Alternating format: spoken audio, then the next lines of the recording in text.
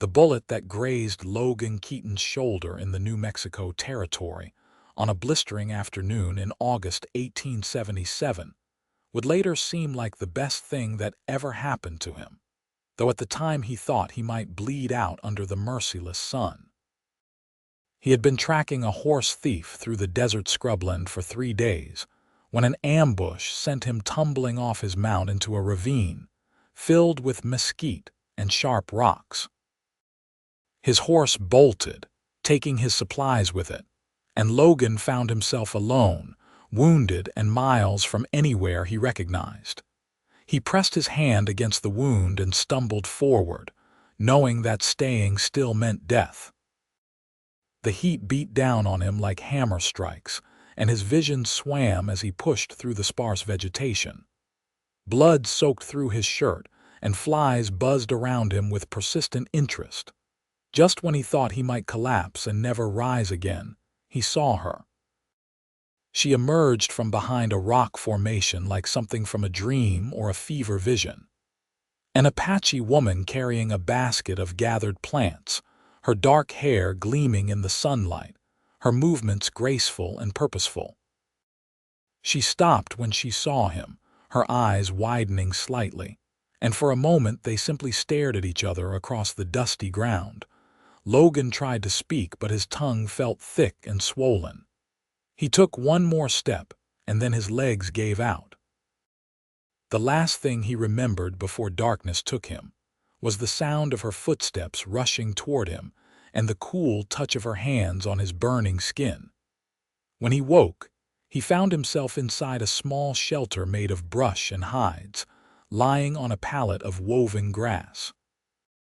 The wound in his shoulder had been cleaned and dressed with what looked like crushed herbs and plant matter. The throbbing pain had dulled to a manageable ache.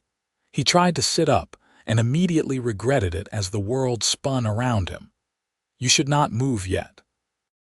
The voice was soft, accented, but the English was clear. Logan turned his head carefully and saw her sitting near a small fire at the entrance of the shelter. In the softer light, he could see her more clearly. She looked to be in her early 20s, with high cheekbones and eyes that seemed to hold both wariness and kindness. She wore a deerskin dress decorated with small blue beads, and her hair fell in a thick braid over one shoulder. "You saved my life," Logan managed to say, his voice rough and dry. She stood and brought him a water skin without speaking. He drank gratefully, trying not to gulp it down too fast. When he finished, he looked at her more carefully, trying to read her expression. "My name is Logan Keaton," he said. "I am grateful for your help." "I am called Kaya Silverwind," she replied, settling back by the fire. "Though that is not my Apache name. White traders gave me that name years ago, and it has stayed." "Kaya," Logan repeated, liking the sound of it. "Where are we? How long have I been unconscious?" 2 days, she said, stirring something in a clay pot over the fire. "We are in the hills north of the Gila River. My people have a small camp not far from here, but they are away hunting. I stayed behind because I am skilled with healing plants."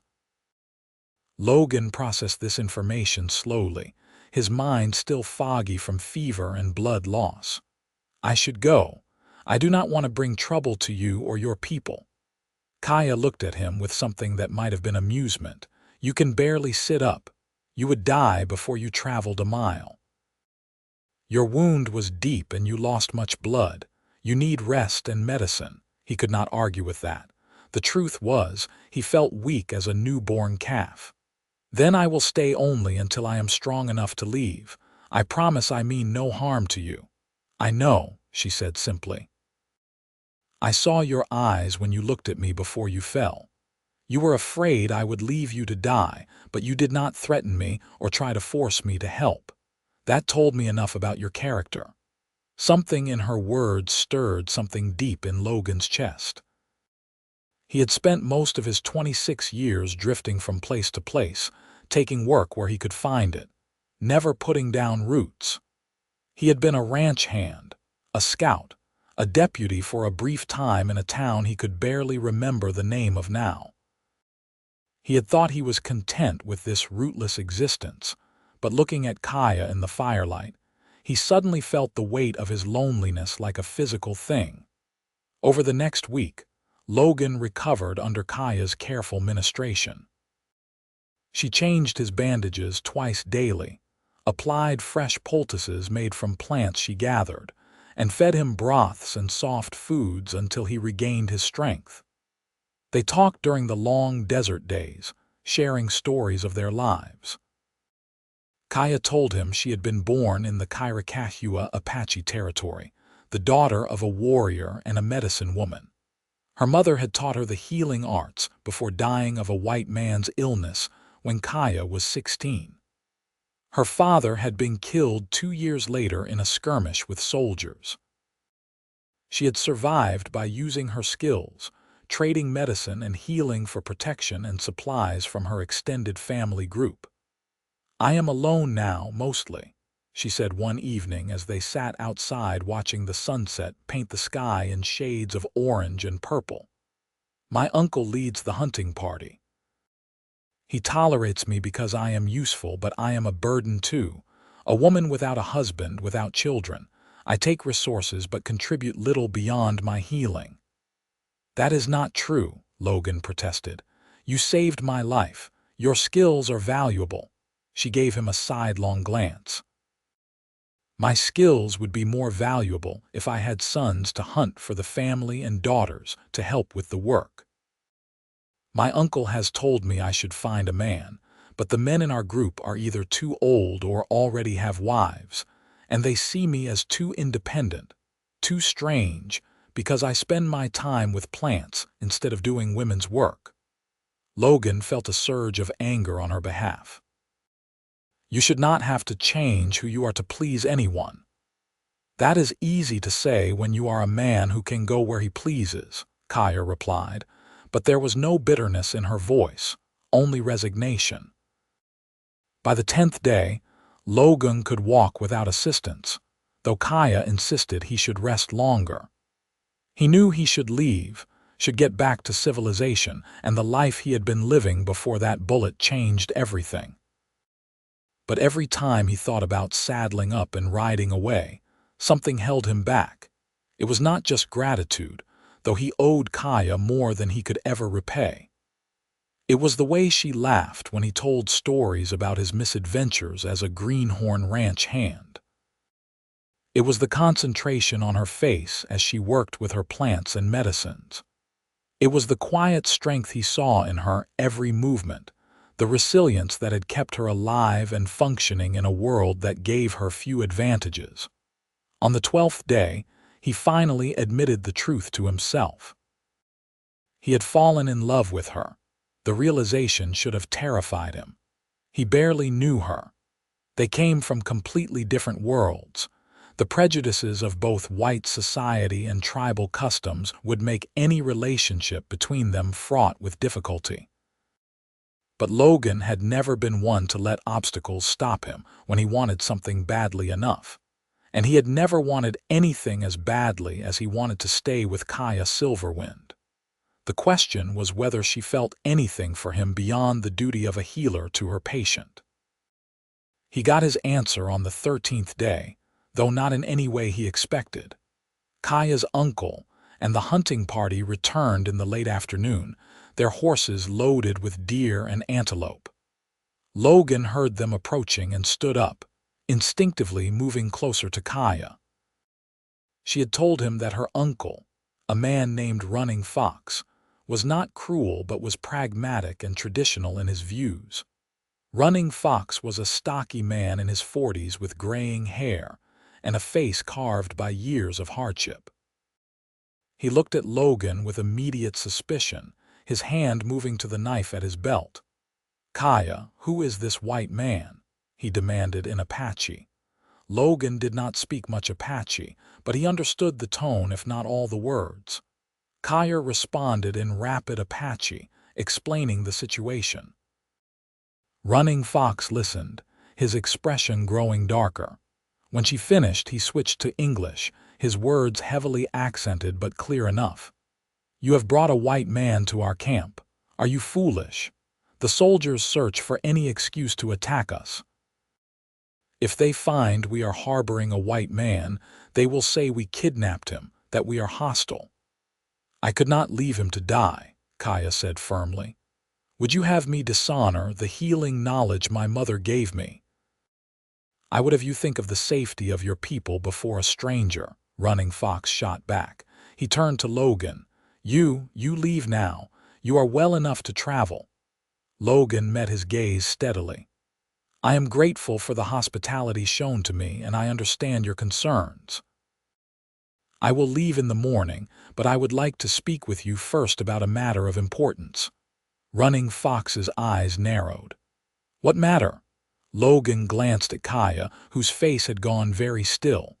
His heart pounded, but he forced himself to speak calmly and clearly. "I wish to ask permission to court your niece." The silence that followed was absolute. Even the other hunters, who had been unloading their kills, stopped to stare. Kaya's eyes went wide with shock. Running Fox stared at him for a long moment, then barked out a laugh that held no humor. "You are serious? You, a white drifter, think you can court an Apache woman?" "I am serious," Logan said. "I know I am not much. I have no family, no land, no wealth. But I am a hard worker and I am skilled with horses and cattle. I can provide. More importantly, I care for Kaya and would treat her with the respect and honor she deserves." "You know nothing about her, about us, about our ways," Running Fox said. "That is true," Logan admitted, "but I am willing to learn. I am willing to do whatever is necessary to prove myself worthy of her." Running Fox looked at Kaya. "And you, what do you say to this madness?" Kaya was silent for a long moment.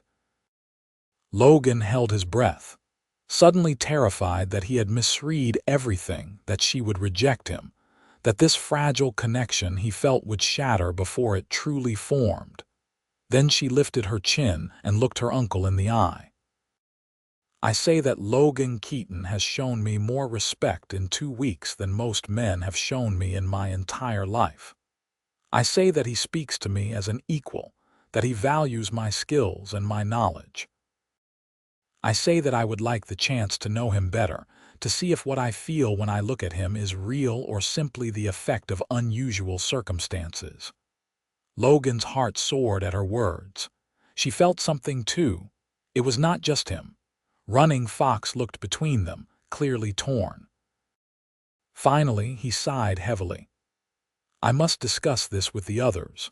But know this, white man, if we allow this, you will be watched. Any sign that you mean harm to Kaya or to our people, any hint that you have betrayed our trust, and you will not live to see another sunrise. Do you understand?"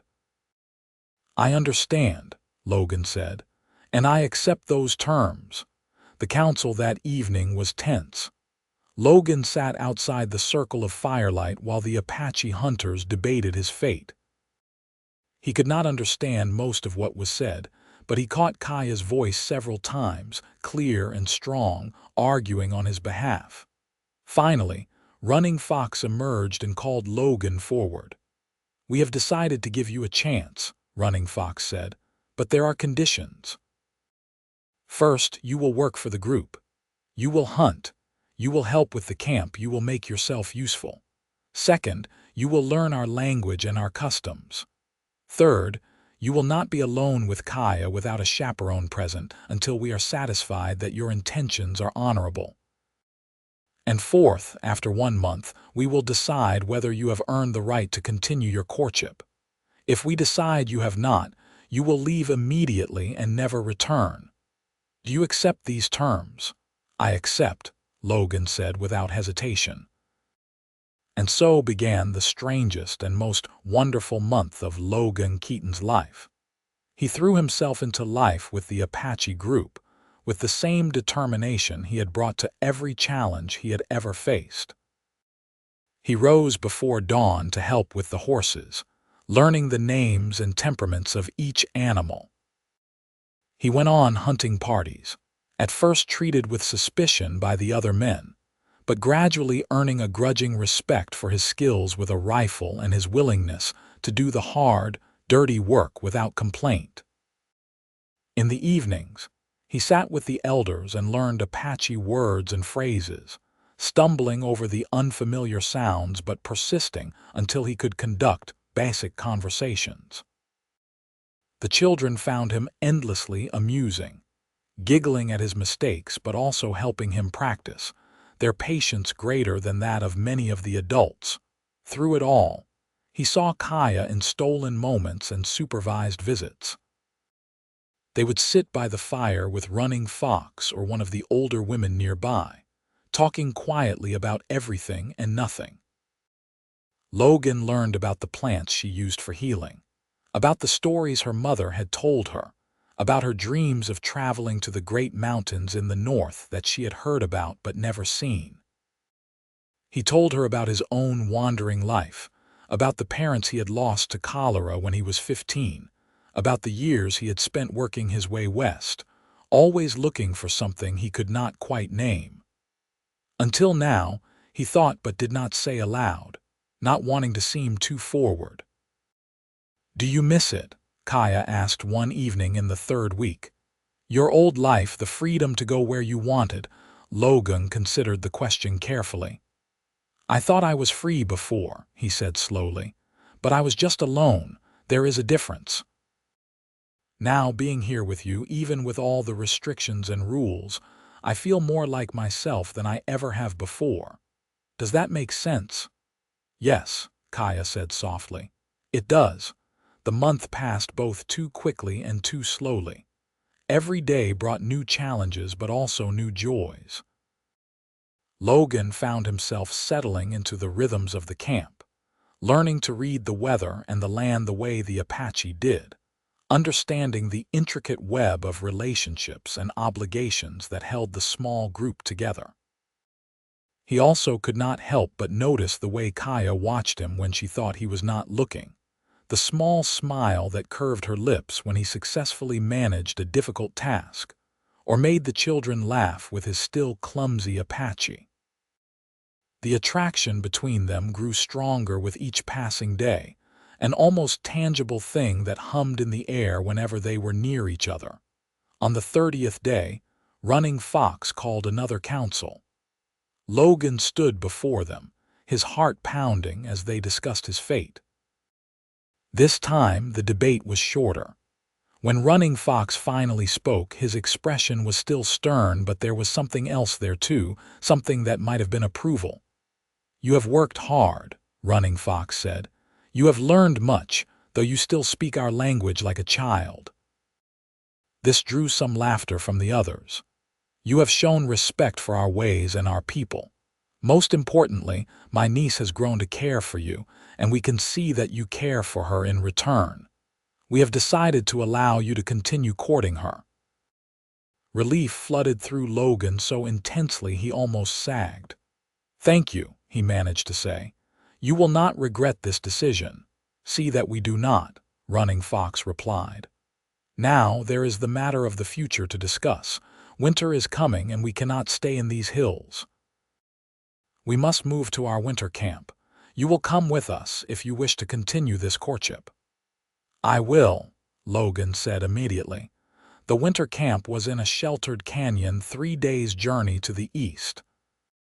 The group moved slowly, burdened with their possessions and with the need to hunt along the way.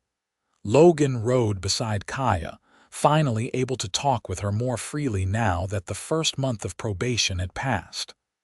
"I was so afraid they would tell me to leave," he admitted as they rode. "I was afraid too," Kaya said. "But you impressed them, Logan. You worked harder than anyone expected a white man to work. You did not complain or demand special treatment. They respect that." "I did it for you," Logan said. "I would have done 10 times as much if that was what it took." Kaya turned to look at him, her dark eyes warm. "I know. That is why I care for you." The winter camp was more substantial than the temporary summer shelters, with wickiups built into natural rock overhangs that provided additional protection from the cold.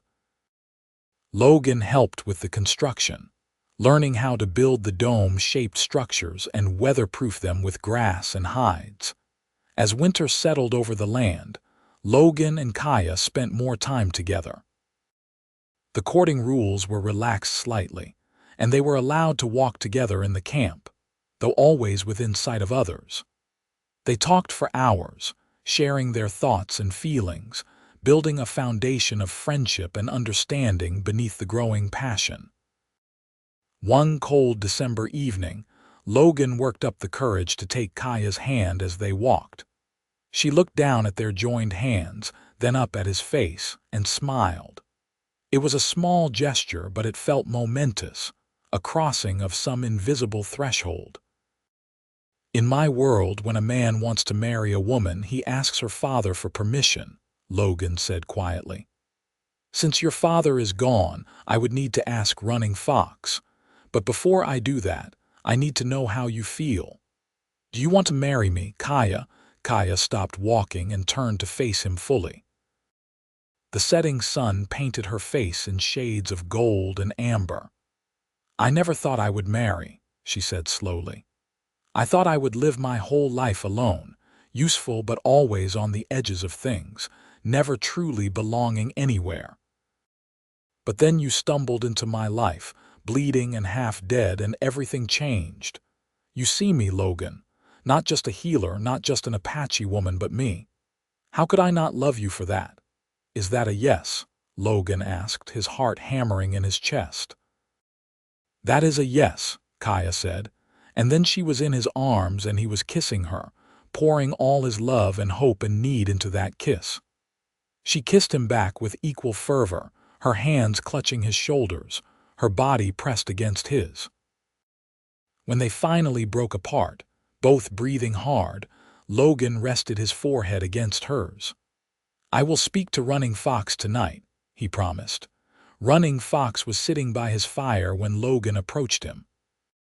The older man looked up and must have read something in Logan's expression because he sighed and gestured for him to sit.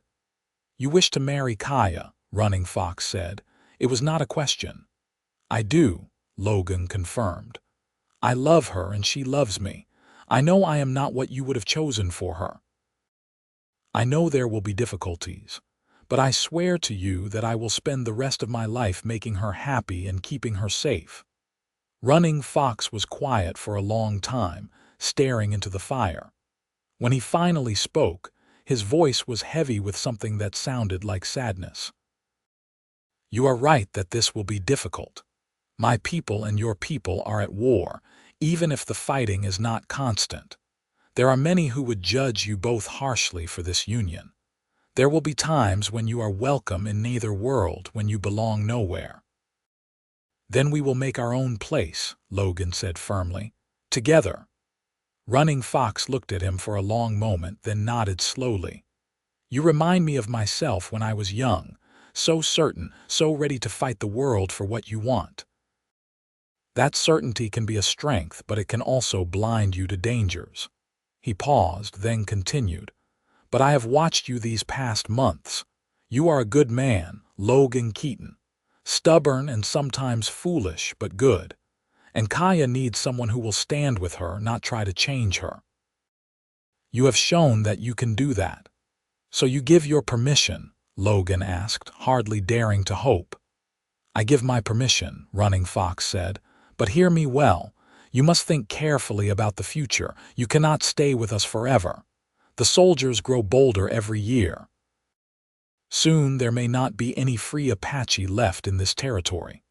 You must have a plan for what comes next, for how you will protect and provide for Kaya when this life ends. The words were sobering, but Logan nodded. He had been thinking about this problem for weeks, and he had the beginnings of a plan. I have some money saved, he said. Not much, but enough to start. I was thinking we could head north to Colorado or Wyoming. There are ranches there that would hire me, and there are communities where mixed couples are more accepted. We could build a life there. That is a possibility, Running Fox agreed. But such plans must wait for spring. For now, if you are to marry my niece, We should do it properly in our way. I will speak to the elders and arrange a ceremony. The wedding took place on a clear winter morning a week later. It was a simple ceremony by some standards, but deeply meaningful. Kaya wore a dress of white deerskin that the women of the group had made for her, decorated with intricate beadwork in patterns that told the story of her family line. Logan wore his best clothes, cleaned and mended by Kaya herself. They stood before the assembled group as an elder named Gray Hawk spoke blessings over them in Apache. Logan understood perhaps half the words, but the intent was clear. They were being bound together, their lives intertwined, their fates linked. When it came time to exchange vows, Logan spoke in his halting Apache, promising to honor Kaya, to provide for her, to walk beside her through whatever trials might come. Kaya's vows were similar, promising partnership and loyalty and love. Then Running Fox stepped forward with a length of soft leather cord. He wrapped it around their joined hands, binding them together physically as they had just been bound spiritually. "What is joined here will not easily be broken," he intoned. "Walk your path together with courage and wisdom." The celebration that followed was modest but joyous. There was food and music, singing and stories. Logan found himself embraced by people who had viewed him with suspicion only months before, welcomed into the community not as an outsider but as one of their own. As the sun set and the fire burned low, Logan and Kaya finally retreated to the wickiup that had been prepared for them. It was their first time truly alone together, and Logan felt nervous as a schoolboy, despite his years and experience. Kaya seemed to sense his nervousness because she took his hand and smiled. "We do not need to rush," she said softly. "We have all the time in the world now." But Logan was done waiting. He pulled her close and kissed her deeply, pouring all his love and desire into the contact. She responded eagerly, her hands sliding under his shirt to touch bare skin. They undressed each other slowly, exploring and learning, building the fire between them until it burned as bright as the one outside. When Logan finally made love to his wife, it felt like coming home to a place he had never been but had always been searching for. Kaya moved beneath him with a passion that matched his own, her body fitting against his as if they had been made for each other. They coupled with the desperate intensity of people who had waited too long, who had denied themselves too much, and the pleasure when it came was almost overwhelming in its intensity. Afterwards, they lay tangled together in the warm darkness, skin against skin, hearts beating in synchrony. Logan traced patterns on Kaya's shoulder and tried to find words for what he was feeling. "I never thought I could be this happy," he finally said. "I never thought I would find someone who understood me the way you do." "I feel the same," Kaya murmured, pressing a kiss to his chest. "You have given me something I never thought I would have. A true partner. A home, not just a place to stay but a person to belong to." They made love twice more that night, slowly and tenderly the second time, with drowsy affection the third time as dawn began to lighten the sky. Finally, exhausted and sated, they slept wrapped in each other's arms. The winter passed in a blur of simple joys and quiet contentment. Logan continued to work with the hunting parties and help around the camp. Kaya practiced her healing arts and taught Logan more about the medicinal plants and their uses. In the evenings, they would retreat to their wickiup and talk and laugh and make love, building their marriage on a foundation of friendship and mutual respect. But the peace could not last forever. In early March, scouts brought troubling news. A cavalry detachment was moving through the area, stopping at every Apache camp they found, demanding that the people relocate to the reservation at San Carlos. Running Fox called a council to discuss their options. The debate was heated. Some argued for compliance, saying that resistance would only bring more soldiers and more violence. Others insisted they should flee deeper into the mountains, continue their traditional way of life for as long as possible. Logan listened carefully, understanding more now than he would have even a few months ago. Finally, he spoke up. "If I may offer a suggestion," he said in his still accented Apache. "Kaya and I were already planning to leave in the spring to head north and start a life away from the territories. Perhaps others who wish to avoid the reservation could come with us. A small group could travel more easily than a large one, and mixed groups of Apache and white travelers would draw less attention than a purely Apache party." The council considered this. Some were immediately opposed, unwilling to leave their ancestral lands. But others, particularly younger people and those with children, were intrigued by the possibility. In the end, it was decided that Running Fox would take the majority of the group to San Carlos, at least temporarily. It would buy them time and protection. But Logan and Kaya would lead a small party of 8 people, 4 adults and 4 children, north to Colorado. It was risky, but less risky than trying to evade the cavalry indefinitely. The goodbyes were difficult. Running Fox pulled Logan aside the night before they were set to leave. "Take care of my niece," he said gruffly. "She is precious to me, even if I did not always show it well." "I will guard her with my life," Logan promised. "I know you will," Running Fox said. He pulled Logan into a brief, hard embrace. "You are a good man, Logan Keaton. I am glad she found you." The journey north was long and arduous. They traveled mostly at night at first, avoiding settlements and staying off the main trails. The group consisted of Logan and Kaya, a young couple named Dancing Water and Silent Bear with their 2 small children, and an older woman named Blue Sky with her orphaned grandchildren, a boy of 10 and a girl of 7. Logan took responsibility for scouting ahead and securing supplies. His white face made it easier to enter towns and trading posts without raising alarm, though he always felt a twist of guilt at the privilege his skin color afforded him. He used his remaining savings carefully, buying food and supplies, occasionally trading work for goods they needed. As they traveled north through New Mexico and into Colorado, the landscape changed around them. The harsh desert gave way to grasslands and then to foothills. The air grew cooler and sweeter. Game was more plentiful, and they were able to supplement their supplies with hunting. Slowly, the tension in the group began to ease. They were getting away, truly escaping the confined world of the reservation and the constant threat of soldiers. The children, who had been quiet and fearful at first, began to laugh and play again. Dancing Water sang as they traveled, old songs taught to her by her grandmother. In late April, they reached the town of Trinidad in southern Colorado. Logan went in alone first, scouting for opportunities and gauging the local attitude toward Indians. What he found was cautiously encouraging.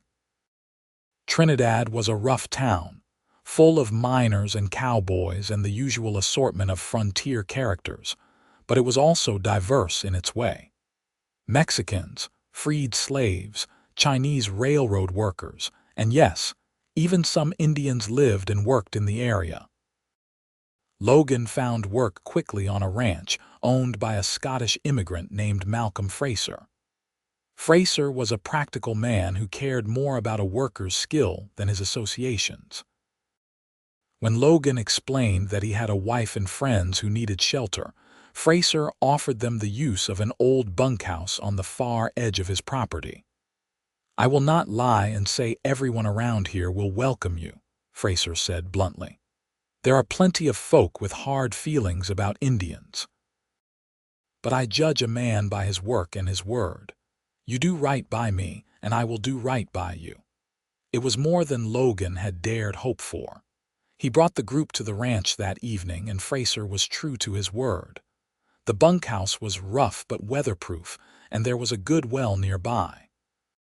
Fraser hired Silent Bear and Dancing Water as well, and Blue Sky offered to help with cooking for the ranch hands in exchange for supplies for her grandchildren. Over the next months, they built a life. It was not easy. There were incidents, times when townspeople made it clear they did not approve of Indians living so close, even Indians who were trying to live peacefully. There were cowboys who made ugly comments or tried to start fights. But there were also people who were kind, who saw the group as individuals rather than as representations of a race.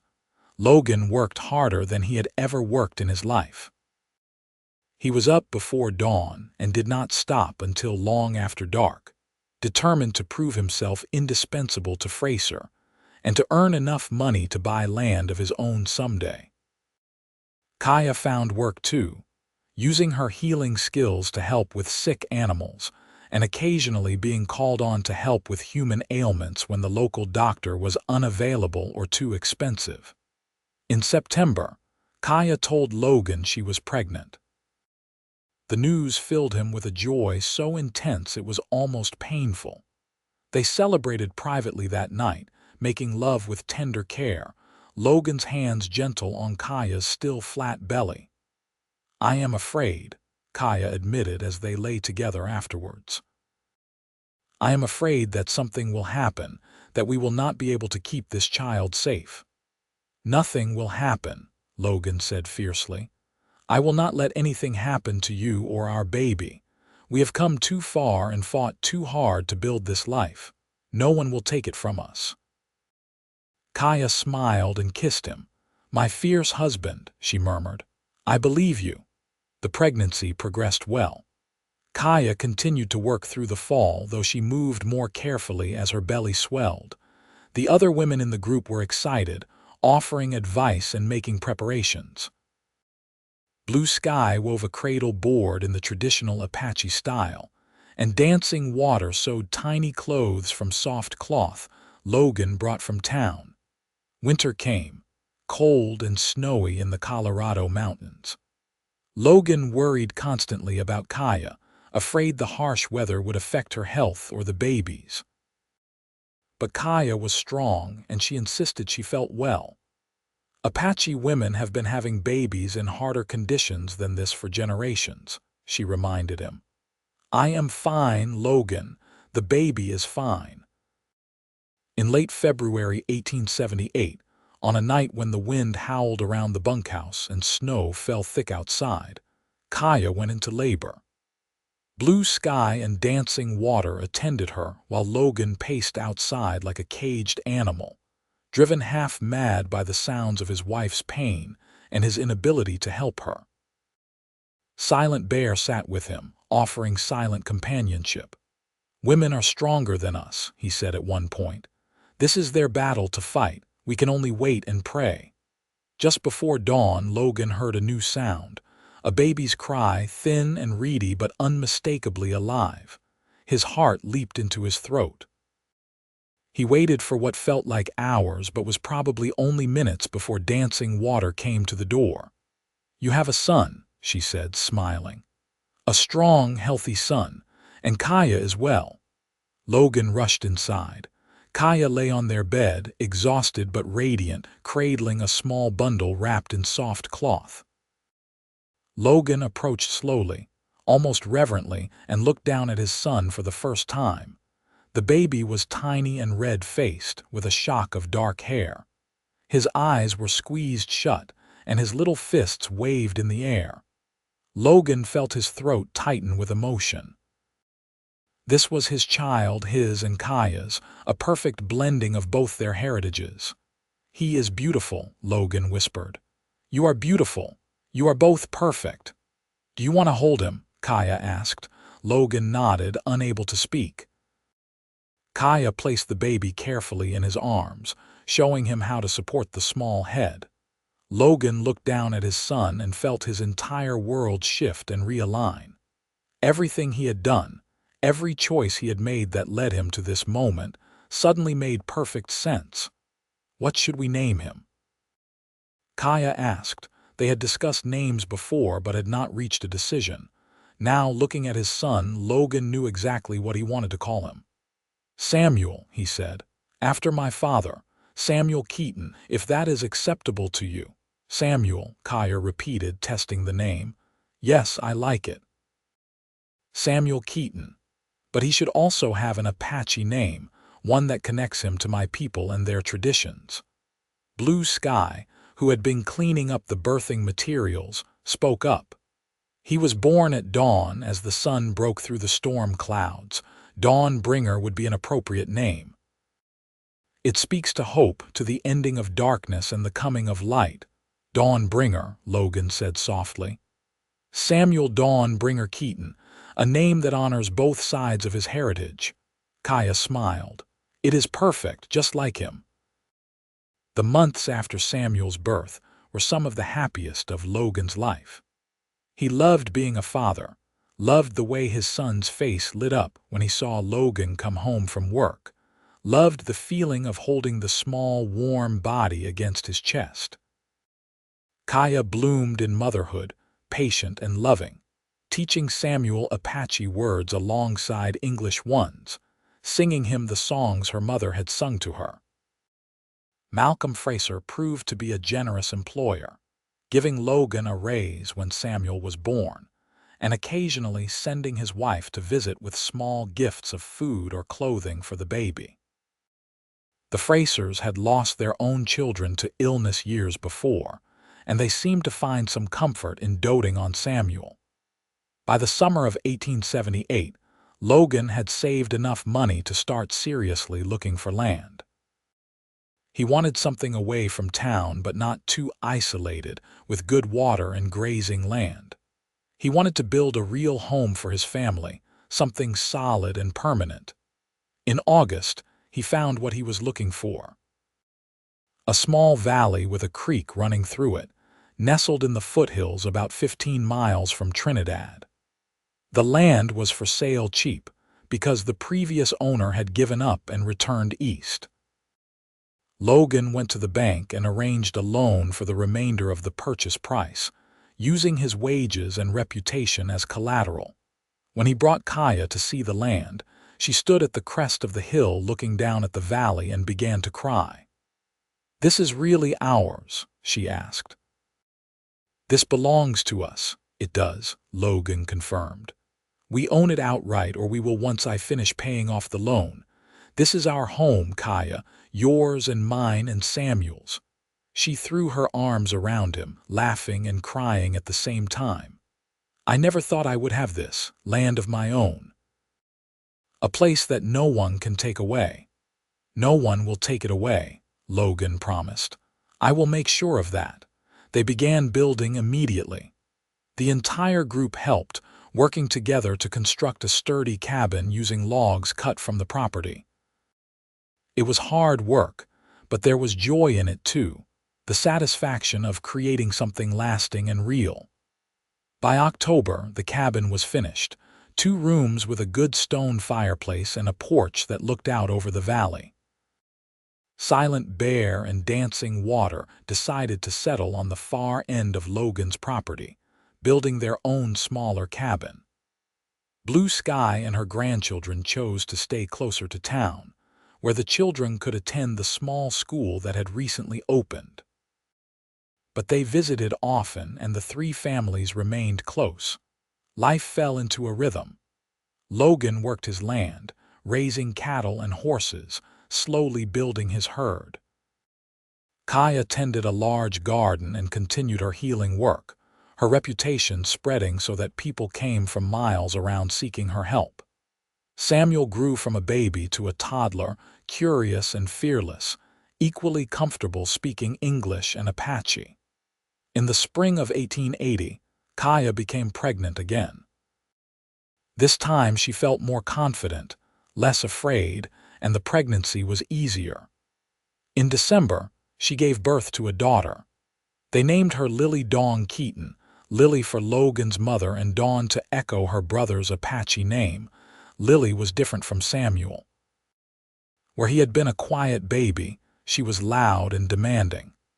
Where he had been cautious, she was bold. Logan adored her instantly, charmed by her fierce personality and the way she looked at the world as if daring it to challenge her. The years passed, marked by the changing seasons and the milestones of their growing children.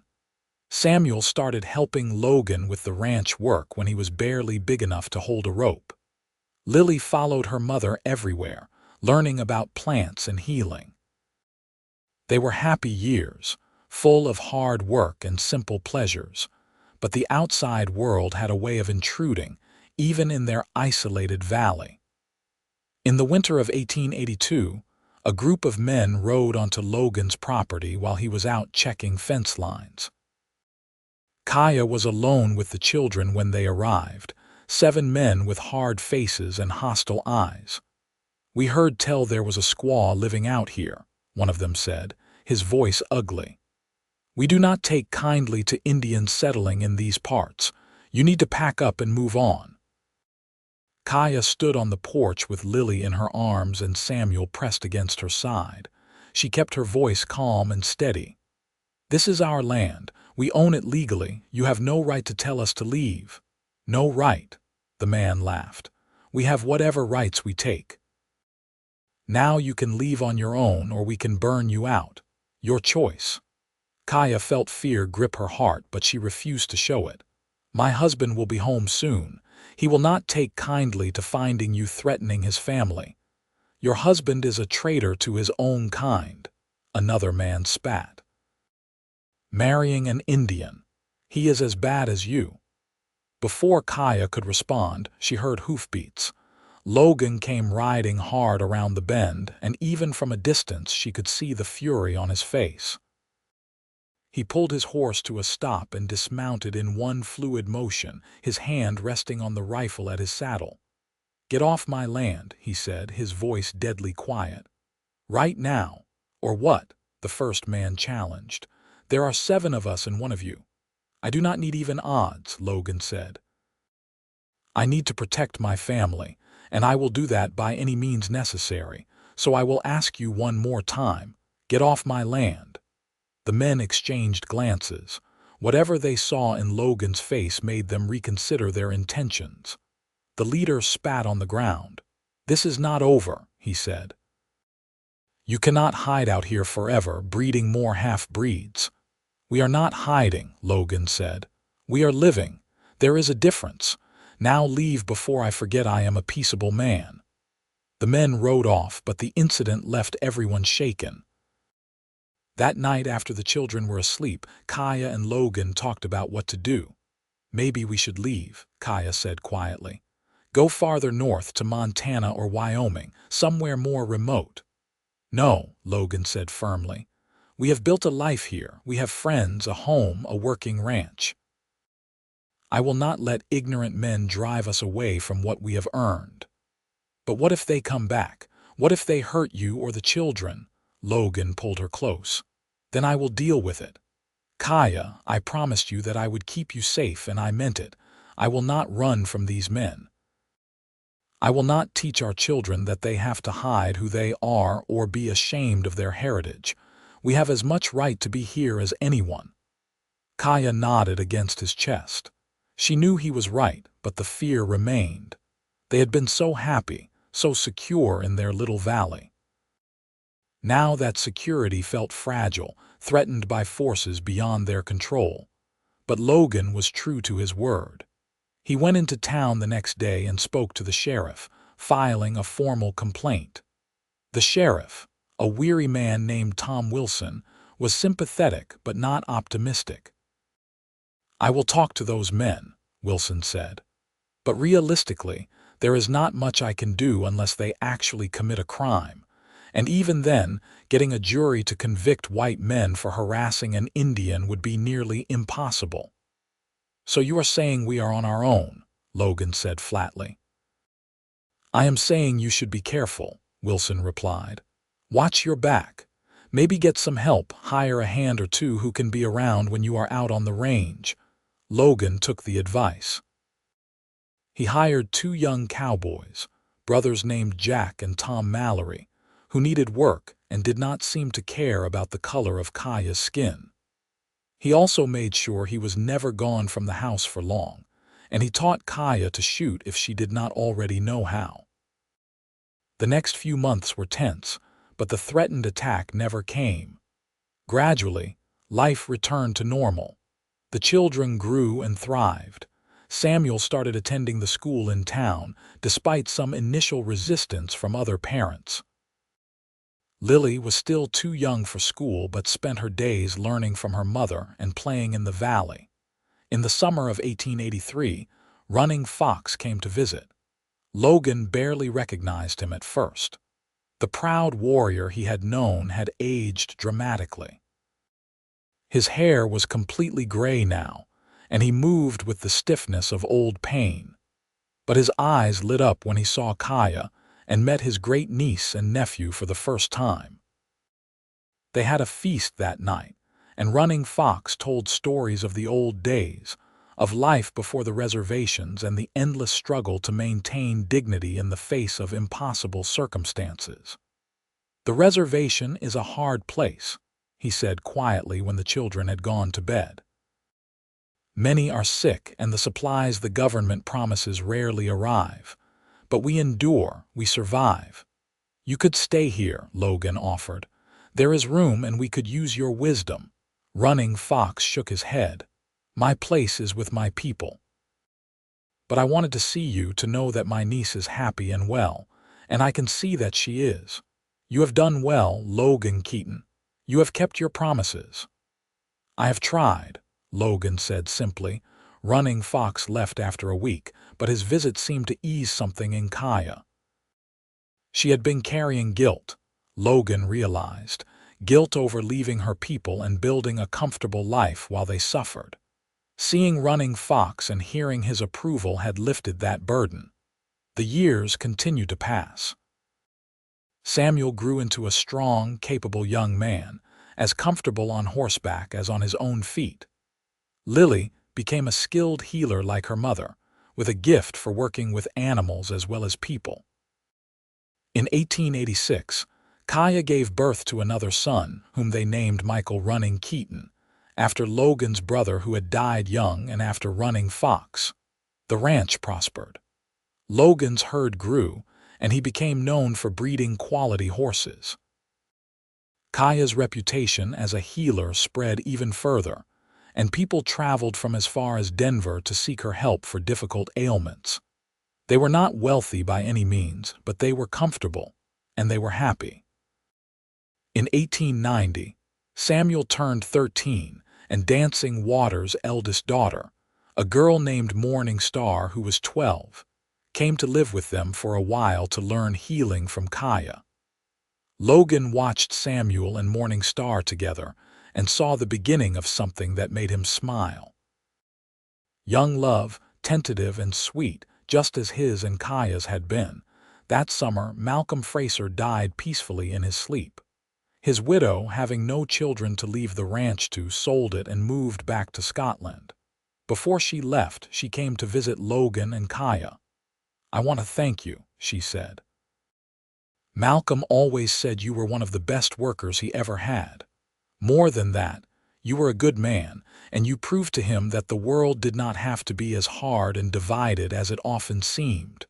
That meant a lot to him." "He meant a lot to us too," Logan said.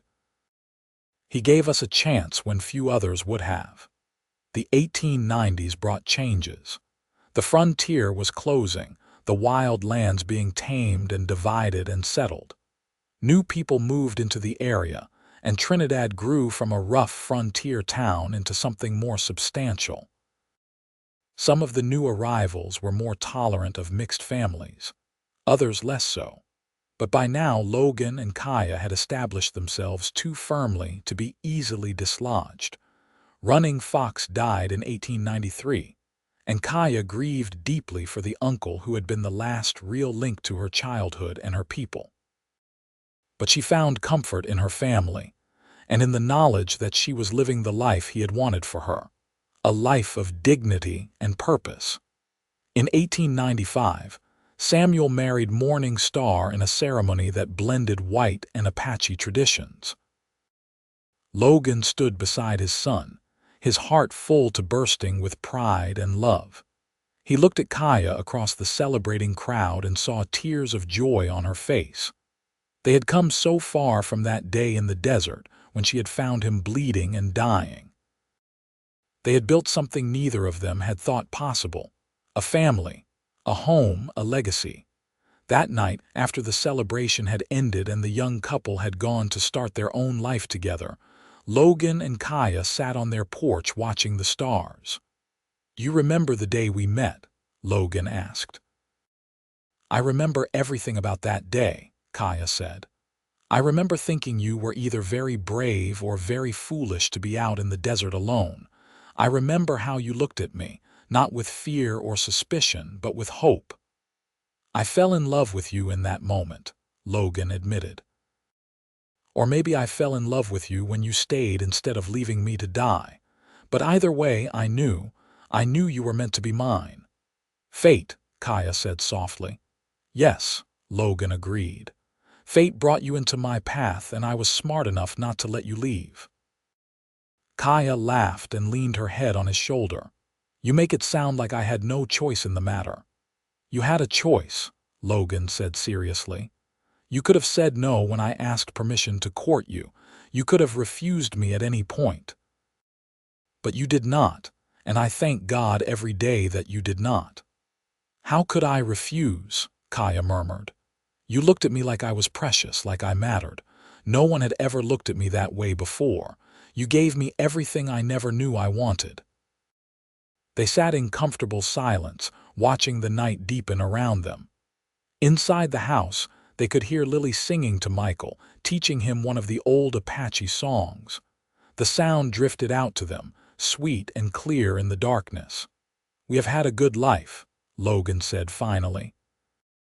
"Better than I ever dreamed possible." "We have," Kaya agreed. "And it is not over yet. We have many years left together." She was right. They had decades more, watching their children and grandchildren grow, seeing their little valley flourish and prosper. There were hard times still, moments of prejudice and cruelty from those who could not accept a mixed family. But there were many more moments of joy and love and simple contentment. Samuel and Morning Star built their own cabin on the property and raised 4 children. Lily married a Mexican rancher named Carlos Mendoza and moved to southern Colorado, though she visited often with her own growing family. Michael, the youngest, chose to stay on the home ranch, working alongside his aging father and eventually taking over most of the daily operations. Logan and Kaya grew old together. His hair turned silver and his back grew stiff from years of hard work, but his love for her never diminished. She developed lines around her eyes and gray streaked her dark hair, but she remained beautiful to him, the same woman who had saved his life and stolen his heart in the desert so many years ago. In the spring of 1912, Logan fell ill.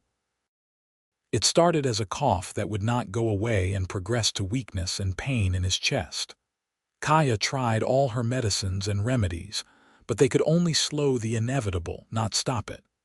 The doctor from Trinidad confirmed what they both already knew. Logan's heart was failing. How long? Logan asked the doctor. "Weeks, maybe a month or 2 if you rest," the doctor said gently. "I am sorry." Logan was not afraid of dying. He had lived 56 years, far longer than he had expected when he was a reckless young man drifting through the territories. He had loved deeply and been loved in return. He had raised good children and seen them settled and happy. He had built something lasting. His only regret was leaving Kaya. She stayed by his side constantly in those final weeks, holding his hand, telling him stories, singing the songs she had sung to their children. The family gathered, 3 generations filling the cabin and the yard, come to say goodbye. On a warm afternoon in late May, Logan woke from a doze to find Kaya sitting beside his bed, her hand in his. Through the window, he could see the valley spread out in the spring sunshine, green and alive and beautiful. "I do not want to leave you," he said softly. "I know," Kaya whispered. "But you are tired, my love. It is all right to rest." "You will be all right," he asked. "The family will take care of you." "I will be fine," she assured him. "We all will be fine. You have given us everything we need to thrive. Your work is done, Logan. You can rest now." He smiled at her, seeing not the old woman with gray hair but the young woman in deerskin who had saved his life. "I would do it all again," he said. "Every hardship, every struggle, it was all worth it to have you by my side." "And I would make the same choice," Kaya said, tears streaming down her face. "Every time in every life I would choose you." Logan squeezed her hand weakly. "Thank you," he said. "Thank you for loving me. Thank you for our life together. It was everything I ever wanted." "I love you," Kaya said. "I will always love you." "I love you too," Logan replied. "Tell the children I am proud of them. Tell the grandchildren to be good and work hard and love well." "I will tell them," Kaya promised. Logan closed his eyes, feeling the warmth of the sun through the window, hearing the familiar sounds of the ranch, feeling Kaya's hand in his. He thought of that day in the desert, of stumbling wounded and lost into her path. It had seemed like chance at the time, but he knew better now. It had been fate, destiny, whatever you wanted to call it. They had been meant to find each other, meant to build this life together. He took one more breath, then another. Then he simply let go.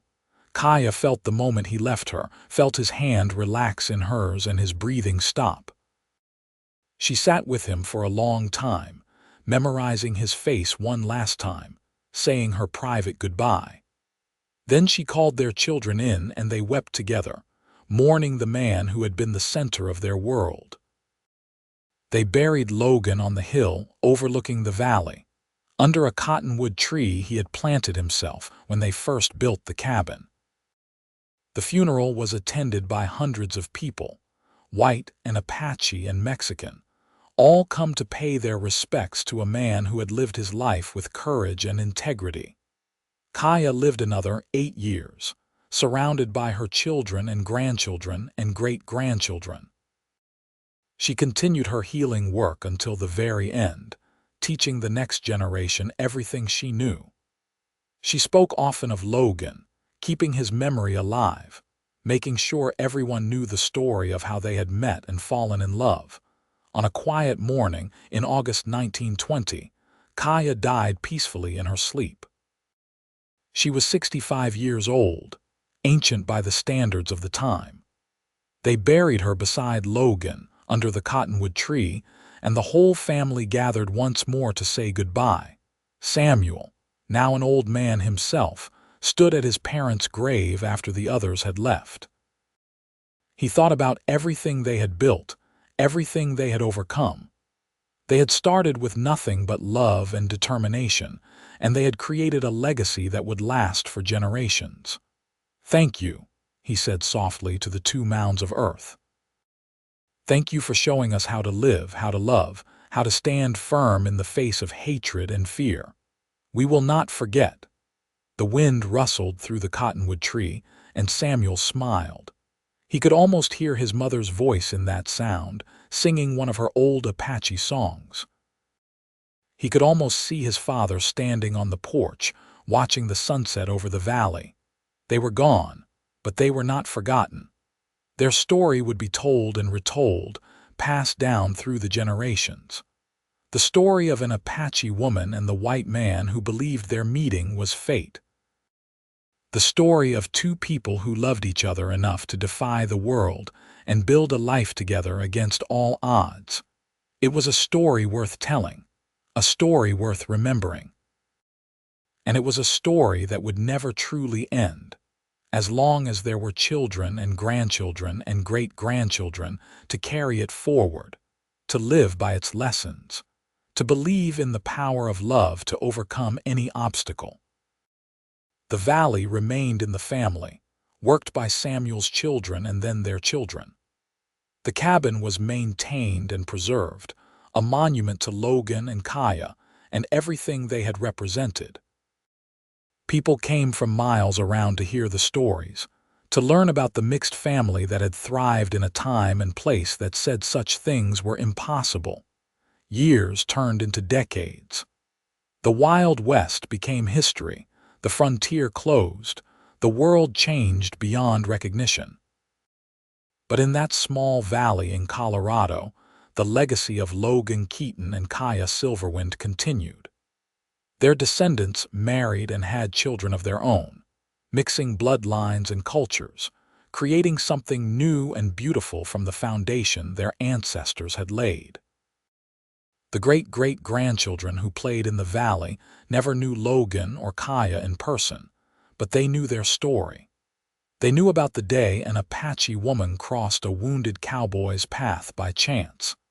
They knew about the cowboy who believed it was fate and refused to let her leave. They knew about the love that had overcome prejudice and hardship to create something lasting and true.